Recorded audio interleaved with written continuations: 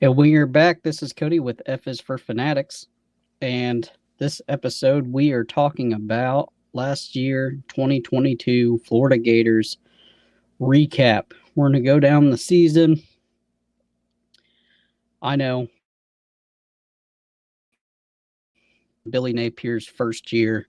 Some good games, some bad games, but let's just talk about it one last time, and we'll pack her away, and we'll talk about what's coming up in the future. So we'll talk about the first game. Utah comes in to the Swamp ranked. Not a team we usually play. That team was very veteran, a lot of seniors, a very well coached team. Florida pulls it off with a spectacular game. Defense kind of shows up at the end. Anthony Richardson looks phenomenal at the end, and just it's one of those games that you get on YouTube and you'll watch back during the off season. It's one of those games that you're like, I'm gonna remember this forever. Then you go to week 2, Kentucky, which I actually drove down to. It was a long 16-hour drive from where I'm from. Not show up. Defense. I mean, how do you show up when you're on the field 90% of the time? Anthony Richardson, it was 4 and out, 4 and out, 4 and out. Couldn't move the ball. I think they only converted like 3 first downs. It was terrible. That's a well-coached team. What Mark Stoops is doing some things up there in Kentucky. I think Mark Stoops has probably hit his pinnacle at Kentucky. I don't see him lasting very much longer at Kentucky, not as a firing, but as him moving on to a better program. So we take the L there, 26-16. That was a long drive home. That was just a game. It felt bad from the get-go in the Swamp. South Florida. You barely beat South Florida. And we're going to talk about this a lot on this channel. To be elite, you always got to show up to every game. And you got to beat the teams you're supposed to beat. You cannot let I don't want to call them chumps. I don't want to disrespect them, but you can't let these lower echelon teams hang around and give them a chance, because this is what happens. You barely beat them. It looks bad. It looks bad on the program. South Florida, not a good team. I think their coach got fired mid-season. It's just bad. It's a bad look. Then you go to Tennessee, and again, when I talk about a game that you go back and watch, and yes, I know it's a 38-33 loss, but that's a game you go back and watch. It's at Rocky Top. We're driving at the end. Onside kick, we convert the onside kick, and we just couldn't get it done at the very end. But boy, that was a game. That's what F is for Fanatic. That's the game that we're talking about. That's the one that you talk about for years when you got them on the ropes. Man, if we could have just got that done, I mean, I think Tennessee, it would have done something to them culturally forever. After the heave to Cleveland, and the Callaway, the last minute bomb to Callaway. Boy, Tennessee is just taking a beating from us year after year. And you know what? They get one. So that's okay. Every now and then, the bad guys are going to win one. So that's all right. Eastern Washington, I don't know why we're even playing those guys. I think that's a McEwen team that kind of got facilitated in there. 52-17. You take care of business. That's what you're supposed to do. Okay, that's what you should have done against South Florida. And that's what I'm talking about. You don't let them hang around. You got to go in and take care of business. you can't let those teams hang around. Missouri, we squeaked past Missouri. Odd game, like always. Missouri's always tough. I don't like playing them ever. We'll get into that. We play them at Missouri next game. On our next video, we'll talk about that, about how much I can't stand Mizzou. That's for the next video. So you squeak past them 24-17, barely get done, whatever. That's a tough matchup anyway. It always is. It doesn't matter. Then you go in LSU. I got to eat a little crow because I was talking crap all week long to my stepmom. She's a big LSU fan. My dad and stepmom live down there, and I was sending her little gator gifts all week long. And, we just don't get it done. The defense doesn't show up. We make their quarterback look like a Heisman finalist. He runs all over us, throws all over the field. It's one of those things. LSU has kind of had our number for a couple of years. I don't know what's going on there. I don't think Brian Kelly's all that great of a coach, but they get the win there. Unfortunately, LSU beats us. So then you get a bye, which we needed bad, because you're thinking, okay, you get a bye, and then you're going to go against the juggernaut Georgia. Maybe you'll have something special for them. Nope. We did not. We didn't have anything special for them. 42-20. You get pounded again 2 years in a row. What are you going to do? Probably, again, the best defense back-to-back years. They end up winning a national championship this year, blowing the doors off. I guess it's better we're not TCU. They didn't run the score up on us like they did TCU. What are you going to do, though? So you lose to Georgia again. You got to stop that. I'm not saying you beat them next year.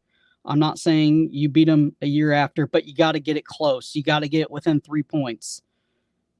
You have to do that, Billy Napier, if you want to keep your job. And I'm all for you keeping your job, but you got to be competitive with Georgia. You got to get there with Bama. You got to beat these guys, because if you don't, you're going to be gone. Florida, Gator Nation is not gonna let you lose to Alabama, Georgia, and LSU every year. It's not going to happen. So you got to get that fixed. And I understand they are recruiting at a very, very elite level, but you got to figure something out. If it's talent evaluation, which I think you're doing a very good job at, that you got to figure it out, because you got to catch up. We can't have 42-20. That can't happen anymore. So you got to scheme it up, especially if after you have a bye week. You got to have something for them. You can't go out there and lay an egg. Next week you have Texas A&M. We get the win there against a bad program that was just hemorrhaging. Now I will say this about Texas A&M. At Texas A&M, I don't care if they lose 24 in a row.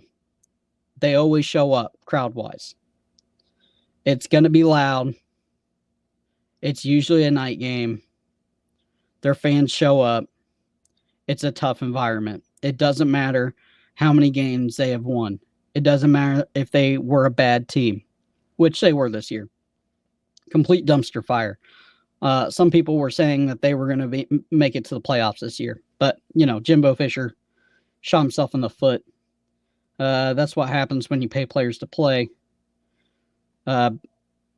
It's bad right now. He is hemorrhaging talent left and right.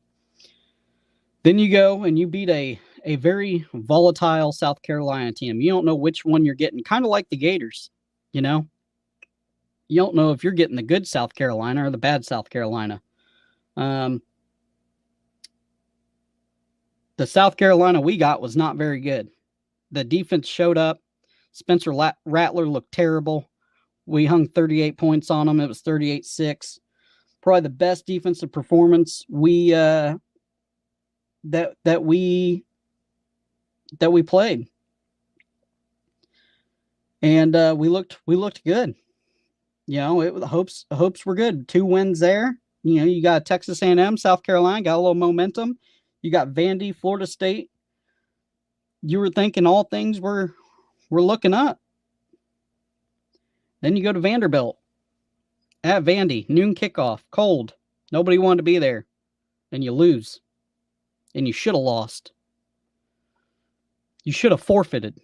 You shouldn't even got off the bus because it's embarrassing. It's embarrassing. And I get Vanderbilt is not the Vanderbilt of the old. I 100% get that. But it's still Vandy. And you did not show up. And you did not prepare. And that can't happen again. And I like Billy Napier, like I said. I just made a video about it. But you can't lose to Vandy if you want to keep your job, Billy Napier. I don't care how much the University of Florida has paid you. They will get rid of you if you keep losing to Vanderbilt. Mark my words, write the receipt on it. Then you go to at Florida State, and you have a thriller.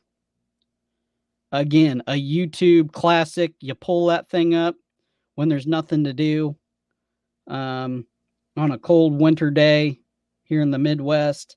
That's what I like doing. I like watching a little old college football and a good game. And, the problem was, I think that they dipped Jordan Travis in baby oil. I mean, the guy, we couldn't bring him down, is what it was. And he was electric. I've only seen it a couple times. And I'm not making the comparison of he is going to be this good. I'm making the comparison of I've only seen this a couple times of guys hanging off of him and couldn't bring him down. Jordan Travis during that game looked like Michael Vick. Now, I'm not saying speed-wise. I'm talking guys hanging off of him. It was Michael Vick-esque. Scary. That guy and the Florida State Seminoles may have something cooking next year. I made a video about that earlier. And then after that thriller, a heartbreaking loss, but you did a lot of good things there. You did a lot of good things. And I don't think every loss, I don't think it's disheartening. You can take a lot of winning from a loss. From that Florida State, that was a good team. I think the Vanderbilt loss is a loss, okay? The Florida State loss, there are things that you can take as a program from that. That's a darn good football program at that time. You can take some winning out of that. But then you book a bowl game knowing that you're not going to have your quarterback and a slew of other players to Vegas. And I don't know if they went out to the casino.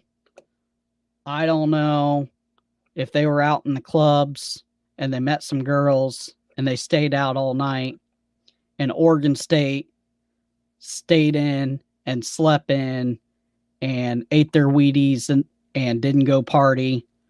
But what a disappointment. You show up to a bowl game. You don't even show up. It's 30-3. Jack Miller, this is supposed to be your time to shine. What you're waiting for. And I get you haven't thrown a lot because of the thumb injury. He had the same surgery Drew Brees had. There were some complications. He didn't get to throw a lot. I get that. But this is your time. It's time to nut up. And you put that performance on 30-3 against a pretty good Oregon State team. But what are you going to do in the SEC next year? That's why they had to go out and find a quarterback in the transfer portal. You can be pissed off about it, but that was your game to take over the program. That was your job to win, and you lost it against Oregon State. I'm not saying you even had to win that game, but you had to throw a tutty or two. You had to look like you knew what you were doing. You looked like a deer in the headlights. It was terrible. So, first year, Billy Napier, like any first-year team, ups and downs, 6-7, not what we wanted. I think you punt that game against Oregon State. Some people say, oh, you got practices from it. Boy, I hope you got a lot of practices from it because that was hard to watch. This is Cody with F is for Fanatics. I'm going to bring you another video about what's up and coming for the 2023 schedule. And thank you. Like, subscribe, and we will see you guys later.